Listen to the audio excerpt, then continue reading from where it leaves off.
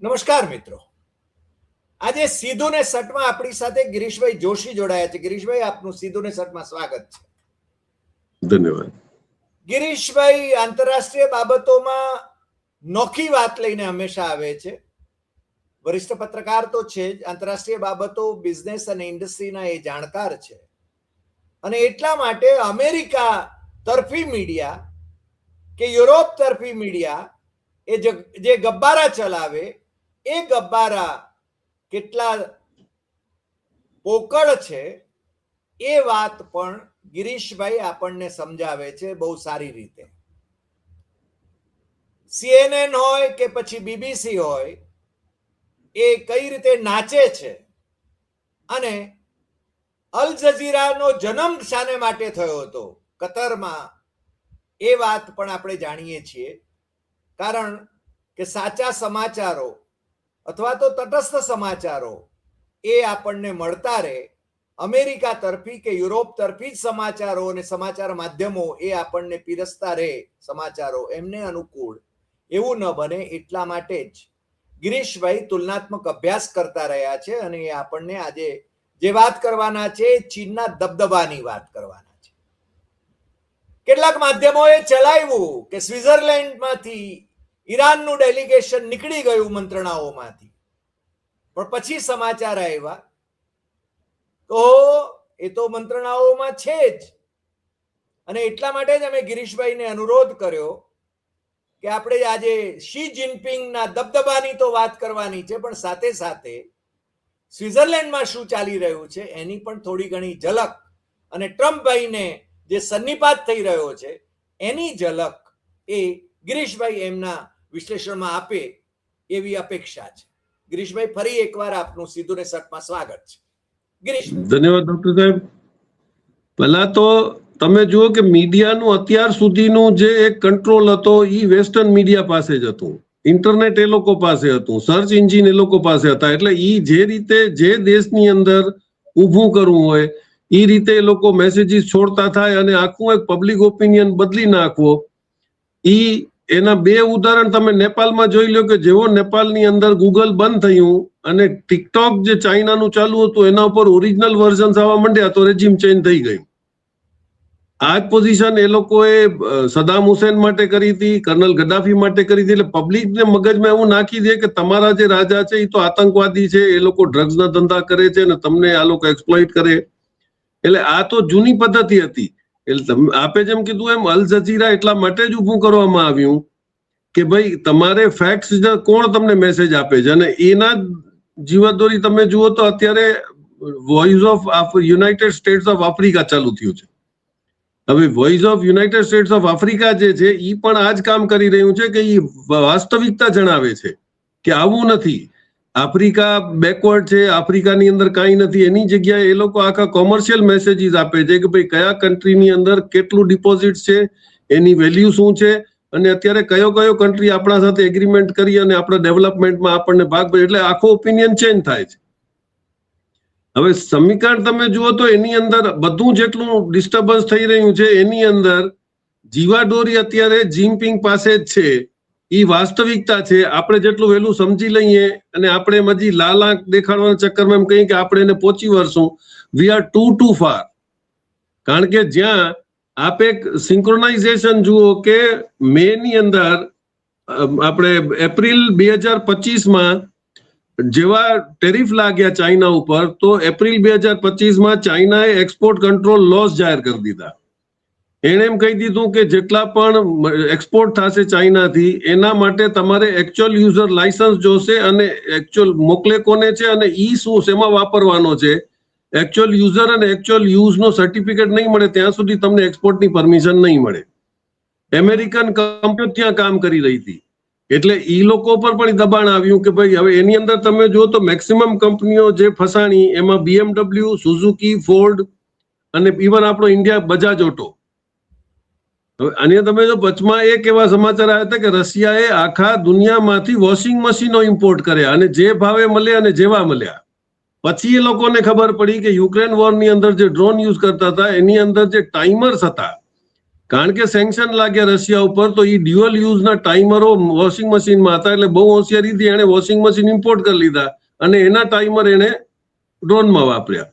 એટલે ચાઇના ને કદાચ ખબર હોય કે ચાઇનાએ સલાહ દીધી હોય, એટલે ચાઇનાએ પહેલો જ જે એક્સપોર્ટ કંટ્રોલ લો નાખ્યો, એમાં કીધું કે એકચ્યુઅલ યુઝર અને યુઝ કન્ડિશન સિવાય તમારો એક્સપોર્ટ થશે નહીં. બધી કંપનીઓના પગ નીચે રેલો આવવા માંડ્યો કે હવે કરવું શું. એની અંદર તમારો લોકહીડ માર્ટિન પણ ફસાણો, કારણ કે એ જેટ પ્લેનમાં બી કામ આવે, ડિફેન્સના એપ્લિકેશનમાં કામ આવે, સ્પેસમાં કામ આવે અને તમારા મોબાઈલમાં કામ આવે. એટલે જેવું એને બંધ કર્યું, એની પાસે બે એવા રેર અર્થ છે, એક જર્મેનિયમ છે અને સ્કેન્ડિયમ છે. ઈ બે બહુ જ રેર છે મેગ્નેટ છે, અને ઈ મેક્સિમમ કામ આવે છે તમારા બધી એપ્લિકેશન્સ ની અંદર, મોબાઈલ થી લઈ અને સેટેલાઇટ સુધી. ઇવન તમારા વિન્ડ મિલ ની અંદર, સોલારમાં બધે કામ આવે. એટલે જેવા એને બંધ કર્યા, એટલે 16 મે ટ્રમ્પ સાહેબ ત્યાં પહોંચી ગયા હતા જીપિંગ પાસે. બહુ પ્રેમ આવ્યો નતો, પણ એ લોકોએ ક્યાંય ડિક્લેર ના કર્યું. અને તમે જુઓ કે કેટલી બધી પોતાની હોશિયારી જીપિંગે વાપરી કે ઈ ટ્રમ્પ જેવાને જે પોતાને સુપર પાવર સમજતો હતો, એને એરપોર્ટ ઉપર ઉતારવા નથી ગયો. આવ્યા પછી વાતચીત થઈ, એનું ડિક્લેરેશન અમેરિકન પ્રેસે આપ્યું, ચાઇના એક શબ્દ નથી કીધું. એની શરત એક જ હતી, પછીથી ખબર પડી કે એને એટલું જ કરી શક્યો કે ઈ જે એને લોઝ રેસ્ટ્રિક્શન નાખ્યા હતા, ઈ એને નવેમ્બર 2026 સુધી એને સસ્પેન્ડ રાખ્યા. તલવાર તો લટકતી જ રહી છે. એટલે નવેમ્બર 2026 સુધી આ બધી કંપનીઓ જે ટ્રમ્પ ઉપર પ્રેશર કરે છે, કારણ કે નવેમ્બરમાં ઇલેક્શન્સ છે, એટલે હાથ પગ જોડીને નવેમ્બર સુધી એક્સટેન્શન લઈ આવે કે ભાઈ મારી કંપનીઓ જો અટકી જાય તો હું અટકી જાઉં. હવે આમાં તમે જો તો આખો એક સર્વે તમે જુઓ તો એક્સપોર્ટ્સ જે એના નવા લો પછી જે એને બંધ કર્યા, એમાં ઇન્ડિયાના ઇમ્પોર્ટ્સ 78% ઘટ્યા, સાઉથ કોરિયાના 73%, યુએસએના 58% અને જર્મનીના 47%. આ બધા જે યુઝ સર્ટિફિકેટ વાળા હતા કે જે બીજે વાપરવાના હતા કે બીજો લાભ કરવાનો, એ બધા એક્સપોર્ટ અટકી ગયા. આપણા અહીંયા આપણે 1100-200 મંગાવી ઈવી, એમાં એની શરત એવી છે ચાઇનાની, હવે સીધી શરત છે કે 100% એડવાન્સ પેમેન્ટ આપો તો જ તમને માલ મળે. એટલે આપણે આપણા વારી કરી કે ભાઈ 50% હમણાં આપીએ ને તમે પછી થોડા કરીને આપશું, તમને ગેરંટી આપીએ. એટલે ઓલા 200 તો મોકલી 50%માં, પણ બેટરી ના મોકલી. પછી કીધું કે ભાઈ પેમેન્ટ તો પૂરું કરવું પડશે, તોય આપણે 50% ના કર્યા, આપણે 25% કર્યા. તો એ હોશિયાર હતો, એને બેટરી મોકલી. પછી ખબર પડી કે બેટરીનો કનેક્ટર નતો મોકલ્યો. એટલે જકમારીને તમારે 100% પૈસા આપવા પડે ને, તો 1100-200 તમારી અત્યારે ઉભેલી છે. એટલે જે કન્ટ્રીએ એક આખી એવી ચીજ ઉપર મોનોપોલી કરી કે 90% રેર અર્થ મેગ્નેટ્સ ઉપર આજે ચાઇનાની અંદર મોનોપોલી છે. હવે એનાથી બચવા માટે તમે જો યુરોપિયન યુનિયને અમેરિકાનો છેડો ચાઇનાએ બહુ સ્માર્ટલી છોડાવી દીધો કે એની જેટલી કંપનીઓ હતી એને જો બચવું હોય તો આ લોકોએ ક્રિટિકલ રો મટીરિયલ એક્ટ 2026 મેમાં પાસ કર્યો. કારણ કે મેમાં અમેરિકા પોતાનું ઉલું સીધું કરાવી આવ્યું તો એવું લાગ્યું, એટલે યુરોપિયન યુનિયને પોતાનું કર્યું. હવે એની અંદર એ લોકોએ ચાઇના ઉપર મેન્ટલ પ્રેશર વધારવા એ લોકોએ કોશિશ કરી કે ભાઈ અમે લોકો 10% લોકલ માલ વાપરશું, ક્યાંથી આવશે એ ખબર નથી. 40% અમે પોતે પ્રોસેસિંગ કરશું અને 25% અમે હવે રિસાયકલિંગ કરશું. એટલે યુરોપિયન યુનિયન જે પોતાને વિશ્વના ટોપ ઉપર સમજતો હતો, એને ભંગારના ધંધામાં ચાઇનાએ મજબૂરી કરી નાખ્યો છે. અત્યારે જૂની બેટરીઓ ભેગા કરતા થઈ ગયા છે. આને કહેવાય ડિપ્લોમેટિક હોશિયારી. હવે એને ખબર છે, કાંઈ બોલતો નથી ચાઇના, કે તમારે ખાલી પ્રોજેક્ટ કરવો હોય તો એને એપ્રુવલમાં યુરોપિયન યુનિયનના લોઝ પ્રમાણે 2 વર્ષ લાગશે અને 1.5 વર્ષ ઓછામાં ઓછો એને એસ્ટાબ્લિશ કરતા લાગશે. એટલે તમે 4-5 વર્ષ ક્યાંય જવાના નથી. તમારે જે એક બનાવાય બનાવો, તમને માલ જોતો હશે તો મારી પાસે જ આવવું પડશે. હવે એની અંદર આ તમે અત્યારની પોઝિશન જુઓ છો ને, તો એની અંદર કોણ કોણ ફસાણા છે? Sweden, France, Italy, Poland, Australia, Canada, Namibia અને ગ્રીનલેન્ડ. હવે એ લોકો પાસે માલ તો છે, પણ જો એને રિફાઇન કરવું હોય, એક્સટ્રેક્ટ કરવું હોય અને એને મેગ્નેટ્સમાં કન્વર્ટ કરવું હોય તો પાછી તમને ટેકનોલોજી તો ચાઇનાની જ જોશે. ચાઇનાની જોશે, રાઈટ. એટલે તમે જો સ્માર્ટ મૂવ આને કહેવાય કે તમે કેવી રીતે ગરદન દબોચો છો. હવે અત્યારે આપણે સોશિયલ મીડિયા, ભગત મીડિયા મંડ્યું છે કે આ બધું પાકિસ્તાનને ખોટો લાભ આપ્યો છે. તમે એક્ઝેક્ટલી જો હવે બિહાઇન્ડ ધ કર્ટન સીન જુઓ તો ચાઇનાએ નિગોશિએશનમાં કોને આગળ કરવો હતો, એને આપણો લાભ આપણે ગુમાવ્યો લાલ આંખ દેખાના ચક્કરમાં. નહીં તો આજે negotiation ની અંદર આપણને ઈ લાભ ચાઇના આપ્યો, કારણ કે ચાઇના ડાયરેક્ટલી ઇન્વોલ્વ થયો નહીં. ટ્રમ્પ એને ઈ જ કહેવા ગયો કે જો તું ઇન્ટરવેન કર તો ઈરાને તારી વાત માનશે, રશિયાએ માનશે, બધા માનશે, તું ઇન્ટરવેન કર. ચાઇના શાણો છે, એને ચોખ્ખું ના પાડી દીધું, પણ જે લાભ આપણને મળવાનો હતો એ લાલ આંખના ચક્કરમાં એને પાકિસ્તાનને અપાવી દીધું, અને અત્યારે પાકિસ્તાન હીરો બનીને ફરે છે. ઇસ્લામાબાદ એગ્રીમેન્ટ તરીકે આ ઓળખાશે MOU. એટલે આજે ડિપ્લોમેટિક જે ડિબેકલ બધું થયું છે કે આપણે પોતાના લાભ માટે થઈ અને કેટલા બધા ઇન્ટરનેશનલ આપણે નુકસાનો ભોગવ્યા છે, એની હજી નહીં પણ ભવિષ્યમાં, બહુ નજીકના ભવિષ્યમાં આપણને ખબર પડશે કે આપણે ક્યાં ક્યાં બેવકૂફી કરી ગયા છીએ. અત્યારે આપણે સુપર પાવર દેખાડીએ, આપણે GDP માં બોસ દેખાડીએ. જી, આપણે પાકિસ્તાનની જેમ દલાલ નથી એવું જો વિદેશ મંત્રી જયશંકર સ્ટેટમેન્ટ કરતા હોય, એ IFS થઈને ફોરેન સર્વિસમાં એ માણસ રહ્યો છે છતાં આવું સ્ટેટમેન્ટ કરતો હોય, તો હવે દલાલ કોણ દલાલ? કારણ કે આ તો છે ને પાકિસ્તાનને તો ફાયદો જ ફાયદો છે આમાં તો. હવે શું છે, એ લોકોને તો 2014 પછીનો જે ઇતિહાસ છે એને જ બધું સાચું માનવા માંડ્યા છે. તમે જુઓ તો બહુ સ્માર્ટલી જ્યારે અમેરિકા પોતાનો બેઝ બનાવવાની કોશિશ કરતું હતું અફઘાનિસ્તાનમાં, ત્યાં કોણે ડિસ્ટર્બ કર્યા? પછી એને ત્યાંથી કાઢ્યા એટલે ઈ વિયેટનામ આવ્યો. વિયેટનામમાં કોણે કોને કેટલી મદદ કરી? કારણ કે તમને એકલાને નહીં, બીજા બધા એશિયન દેશોને તકલીફ છે કે અમેરિકાને ક્યાંય પણ કેમ્પ બનાવવા દેવાય નહીં, કારણ કે એ ધણી થાય. એટલે ઈ ત્યાંથી નીકળ્યો, પછી શ્રીલંકા ગયો. શ્રીલંકામાં ઓચિંતું LTT ને કેવો બધો આપણી વિરુદ્ધ દુશ્મનાવટ થઈ ગઈ કે કરવા માંડ્યો, ને LTT નો ત્યાં ડખો થયો, અને આ ત્યાંથી અમેરિકાને ઈ પણ બેઝ ગયો. હવે તો ડીક્લાસિફાઈડ ડોક્યુમેન્ટ એટલી ખબર પડી છે કે પ્રભાકરન એ લોકોનો જ ઉભો કરેલો હતો, અને પ્રભાકરનને કાઢી જવા માટે ત્યાં ઓલરેડી નેવલ વોરશિપ્સ આવી ગઈ હતી. પણ જે પણ ડોન હતો, વી કેનોટ નેમ ધેટ, એના ડોનનો લાભ લઈ એના લોકેશન જોઈ અને આપણી આર્મીના ઇન્ટેલિજન્સ વાળા એને ઉપાડી આવ્યા હતા પ્રભુકરન, એટલે એના હાથમાં લાગ્યો નહીં. આ these are the things that is on paper. એટલે ડિપ્લોમસીની અંદર ઘણું બધું હોશિયારીથી ચાલતું હોય છે, દાદાગીરીથી ચાલતું નથી. ઈ ચાઇનાએ આખા વર્લ્ડને અત્યારે સમજાવી દીધું છે. આપણે ભલે ના માનીએ, પણ દુનિયા ઈ માનવા માંડી ગઈ છે કે અત્યારે જો કોઈ સાચો ડોન હોય તો ધેટ ઇઝ જિનપિંગ. જી, એટલે એવા સંજોગોમાં ભારત ક્યાં ઊભું છે અત્યારે? કારણ કે આપણે તો હવે છે ને બ્રિક્સના યજમાન છીએ, યજમાન દેશ છીએ, અને બ્રિક્સમાં ચાઇના પણ છે, રશિયા પણ છે, અને બીજા દેશો પણ છે, ઈરાન પણ છે. તો આપણે શું કરવાના એમાં? આપણે જે પેલા વાત કરી કે એની પહેલા જે મોટો ખતરો ઉભો છે, ઈ બાકુ અઝરબાઈજાનમાં જે ઇસ્લામિક ડેવલપમેન્ટ બેંક ઊભી થઈ. 57 કન્ટ્રી ઇસ્લામિક એની અંદર મેમ્બર થયા છે. એટલે તમે જુઓ કે અત્યારે એ લોકો તો વર્લ્ડ બેંક અને IMF ને ચેલેન્જ કરી રહ્યા છે. કાલે તમે સમાચાર જુઓ તો ગાનાએ બધા પૈસા IMF ના ચૂકવી દીધા છે, અને 45% કોઈ કરન્સી વર્લ્ડમાં એપ્રિશિએટ થઈ હોય within a year, that is Ghana's currency.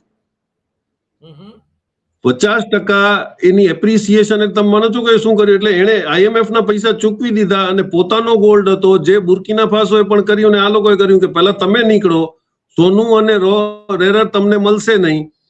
90 વર્ષની એગ્રીમેન્ટ આપણે આમાં કોંગોમાં ચાઇનાએ ઓલરેડી કરી રહી છે. એટલે તમે જે કોપર ઉપર ધબધબો કરતા હતા એ ઓલરેડી ચાઇનાએ લઈ લીધું.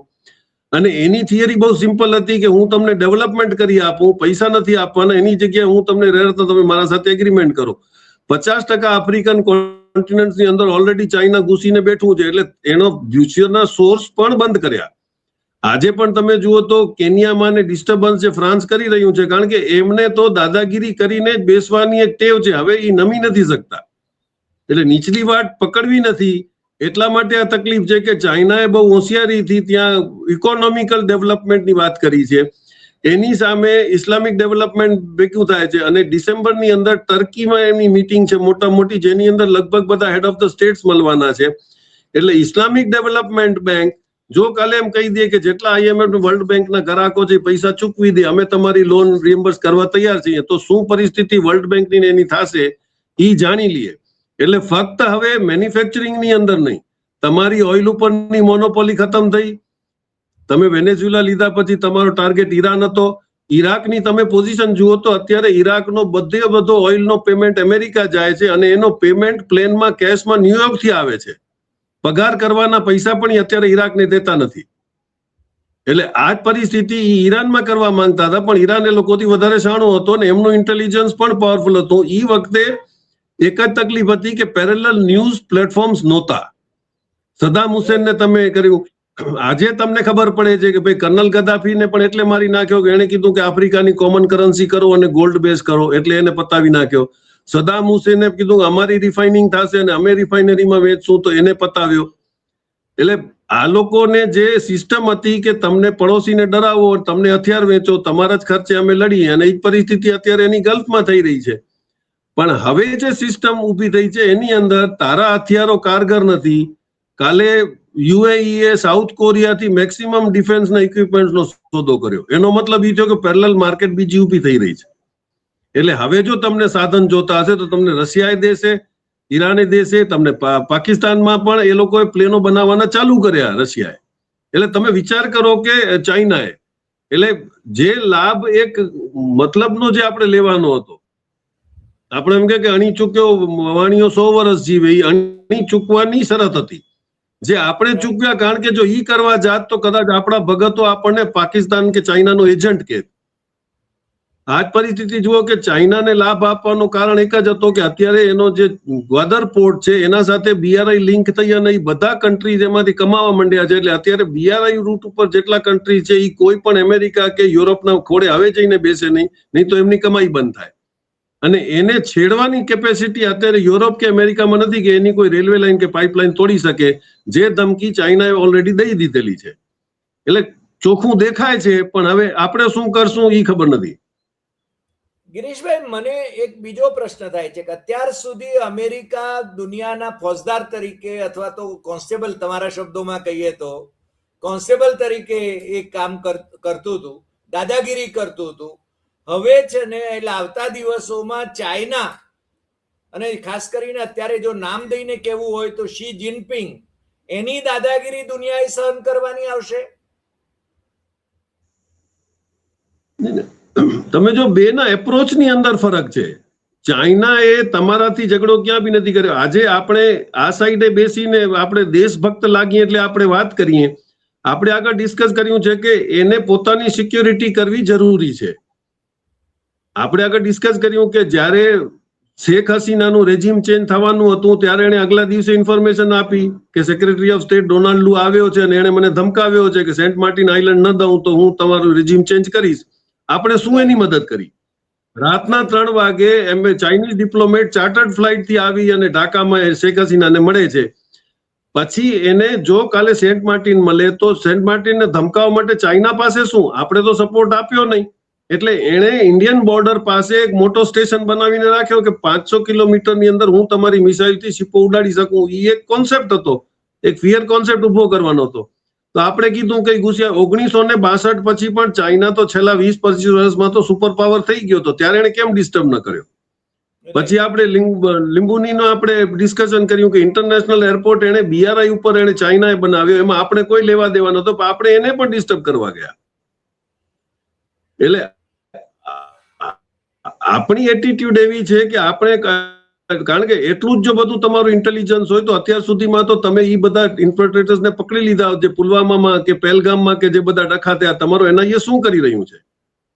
71ની વોરમાં જે ભગતો નથી એ ગોતી લે કે 71ની વોરની અંદર યાયા ખાનની ઓફિસ, પ્રાઇમ મિનિસ્ટર પ્રેસિડેન્ટની ઓફિસની અંદર આપણો રોનો એજન્ટ એક હતો અને એને આપણને વોર્નિંગ આપી હતી કે એ લોકો પ્લેનથી ફાયર કરવાના છે, ને આપણે પુઠ્ઠાના પ્લેન રાખ્યા હતા, જે અત્યારે ડિકોઇઝ ઈરાન વાપરી રહ્યું છે. એ થિયરી આપણે 71માં વાપરેલી છે.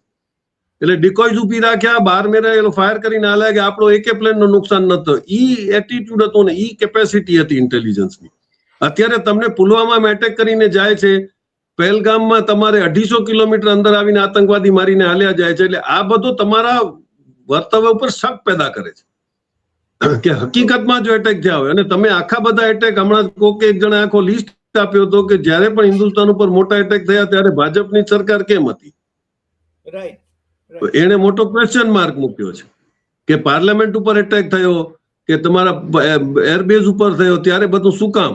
તમારું પ્લેન હાઈજેક થયો ત્યારે પણ તમારી સરકાર હતી. એટલે શું તમે ઇન્ટરનેશનલ ડિપ્લોમસીમાં ઇન્વોલ્વ કરી અને લોકલ પોલિટિક્સનો એડવાન્ટેજ લેવા માંગો છો કે શું છે? હવે આ ખુલ્લું પડતું જાય છે, કારણ કે હવે મીડિયા પ્લેટફોર્મ ઘણા થઈ ગયા છે. અને એટલે આપણી એટીટ્યુડ જ્યાં સુધી શહીદોની તસવીરો રાખીને તો વોટ માંગ્યા છે 2019માં. આ લોકોની આખી વર્કિંગ થિયરી મોસાદથી ટ્રેન છે. તમે જુઓ, ઓલા લોકો પણ મુસ્લિમ દુશ્મનીને એન્કેજ કરી અને લાભ લે છે. મારા અડોશ પડોશના બધા મારા દુશ્મન છે. અત્યાર સુધી તને કોણે નુકસાન કર્યું? તે ઇજિપ્તને નુકસાન કર્યું, તે સિરિયાને નુકસાન કર્યું, તે બધાને તે નુકસાન કર્યું. તને કોણે નુકસાન કર્યું? અને તમે આ જોવા જાઓ તો ગાઝા પટ્ટી અને એ તો બહુ નાની જગ્યા છે, એમાં તમને એ શું હેરાન. પણ એને અત્યારે ટ્રમ્પને એના જમાઈને રિવેરા ખાલી કરાવો છે, તો સરકારી ખર્ચે કેમ ખાલી થાય? તો બંબાર્ડિંગ કરી અને ફ્લેટ કરો, એટલે પછી મારો જમાઈ ત્યાં જઈને રિવેરા બનાવે. આ જ પોઝિશન તમે યુક્રેનમાં કરી મારી નાખ્યા, 80,000 માણસોને મારી નાખ્યા, બાળકો, મહિલાઓ, વૃદ્ધોને. એટલે હવે આ જ ડર છે કે ઇસ્લામિક ડેવલપમેન્ટ બેંક અને ડિસેમ્બરમાં જો આ લોકોની ઓવરસીઝ ઇસ્લામિક કમિશનની જો મીટિંગ થાય કોઓપરેટિવની, તો આ મેટર ડિસ્કસ થશે. અને હવે જે ખોટા બેનર નીચે ગલ્ફ કન્ટ્રી જીવી રહ્યા હતા કે અમેરિકાની સિક્યોરિટી હોય તો આપણને કોઈ કઈ કરી શકે નહીં, ઈ વિશ્વાસમાં એ લોકોએ પોતાની આર્મી કે એરફોર્સે ઉભું નથી કર્યું.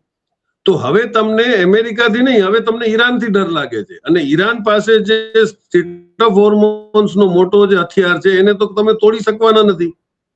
એટલે અલ્ટિમેટલી તમારે ફિયર ફેક્ટર બધાને ભેગું થશે. એક અકેલા સબ પે ભારી, બધા ભેગા થાય છે. એમાં આ એક અકેલો ચાઇના ભેગો ઈરાન ભેગું થયું છે બધા. હવે એ લોકોને એ સમજાણું છે કે આપણને આખી જિંદગી 400 વર્ષથી ડિસ્ટર્બ કોણ કરી રહ્યું હતું? કોણ આપણામાં કરી રહ્યો હતો?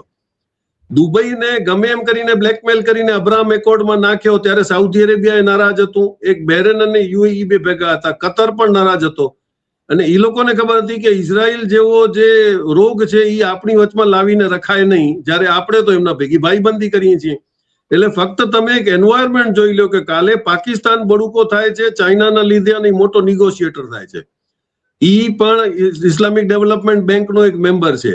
ઇસ્લામિક સ્ટેટ બનાવવાની, ઇસ્લામિક નાટો બનાવવાનો પ્રપોઝલ પાકિસ્તાન આપે છે. એટલે જો કાલે એ સમીકરણો બદલાણા અને ઇસ્લામિક સ્ટેટ ભેગા થયા તો ઇઝરાયલનો અસ્તિત્વ તો તમે સમજો કે ખતમ કરવા માટે એ લોકોને ટાઈમ જ નહીં લાગે. કારણ કે હવે ઇઝરાયલ, આપણે ઈરાન, ચાઇના અને રશિયા એ લોકોને સપોર્ટ આપશે. અને તમે જુઓ તો ટ્રમ્પે સ્ટેટમેન્ટ શું કર્યો કે મેં જીપિંગને એમ કીધું કે ભાઈ તું ના આવતો અમે અમારી રીતે લડાઈ લઈ લઈશું, તું મહેરબાની કરીને ઈરાનને મદદ ન કરે. એનો મતલબ એ હતો કે એનાથી બીતો હતો કે ચાઇના હશે ત્યાં સુધી આપણે ઈરાનનો કોઈ નુકસાન કરી શકીએ એમ નથી. અને હવે તો ડાયરેક્ટ જે લાઈન મળી ગઈ, પાકિસ્તાનને બાય રોડ સામાન પહોંચાડવો હોય કે રશિયાને બાય રોડ ઈરાન, અને ઓલરેડી એને રેલવે નાખી દીધી છે. 15,000 કિલોમીટરની લાઈન આજે મલેશિયાથી લઈ અને યુરોપના દરવાજા સુધી પહોંચાડી શકે છે અને આવન જવન ચાલુ થઈ ગઈ છે. એટલે દરિયાનો ધબધબો અમેરિકાનો જે હતો એ રશિયાને, હવે ચાઇના કે રશિયાને બીવાની જરૂર નથી, કારણ કે એ લોકોને દરિયાની જરૂર નથી. એટલે તમે જો ઘણા બધાએ ડેવલપમેન્ટ જે કર્યું એ 10-15 વર્ષ પછી આપણો દેશ કેવી રીતે પ્રોટેક્ટિવ રહેશે, કેવી રીતે ડેવલપ થશે, એની જગ્યાએ આપણે 5-5 વર્ષના એજન્ડા લઈને ચાલીએ છીએ. અને આપણે 404 આવે તો આપણે સંવિધાન બદલાવી, પ્રેસિડેન્ટ રૂલ લગાડીને આપણે જીપિંગ કે પુતિન થઈ જઈએ એ ચાલીએ છીએ. પણ ચાઇનામાં 4 જ ભાષાઓ બોલાય છે, અહીંયા 32 ભાષાઓ બોલાય છે. ક્યારે ભેગા થાય એમ નથી. એની અંદર તમે એટીટ્યુડ જોઈ રહ્યા છો કે જે ડેવલપ્ડ સ્ટેટ્સ છે એને તમે નિગ્લેક્ટ કરતા જાઓ છો, જેમનો જીડીપી વધારે છે, જેમનો પર કેપિટા ઇન્કમ વધારે છે, અને એ લોકો ડેવલપમેન્ટ કરી શકે છે. એનું મેઇન કારણ કે એ લોકોનું એજ્યુકેશન સ્ટેન્ડર્ડ બહુ હાઈ છે. આ જ પરિસ્થિતિ તમારા નોર્થમાં તમે ભગતો જ પગ ઉભા કર્યા, ભણવા ન દીધા, કારણ કે તમે કેવું ત્યારે ઝંડી લઈને નીકળે અને શહીદ થવા તૈયાર હોય.